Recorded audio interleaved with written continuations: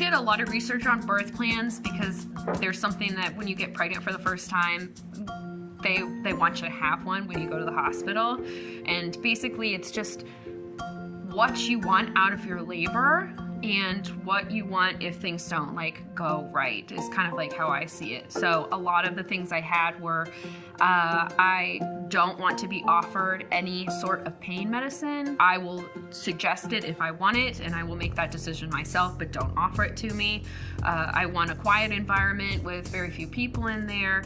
My husband is my support, so please go to him with any questions or concerns, and he will converse with me about things like that, because I didn't want to be, talked to. And when we were doing our research, we kind of learned that if they talk to me and tell me something that maybe might scare me or isn't something that I would like to hear, I could definitely regress in my labor progress, and that's something that I didn't want. And then he would make the decisions on what to tell me when I was going through everything. And then if I had to have an emergency C-section, I did research on the types of incisions they did, the types of sutures they did, the type of C-section that I could have. Could they have a low screen on me? Could I see the process happening? Can I do skin to skin immediately after, and made sure that if I went that route that they knew my wishes for that. And then after labor wishes as well. I want immediate skin to skin. I don't want you to cut the cord. I want,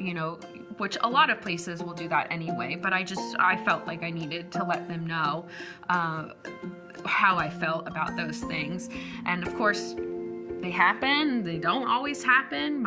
She had her first bowel movement in utero, so when she came out, they needed to immediately cut the cord and take her away, because if she were to breathe that in, it would have been very dangerous. So I didn't get certain things I wanted, but that's okay, because, she needed to be safe.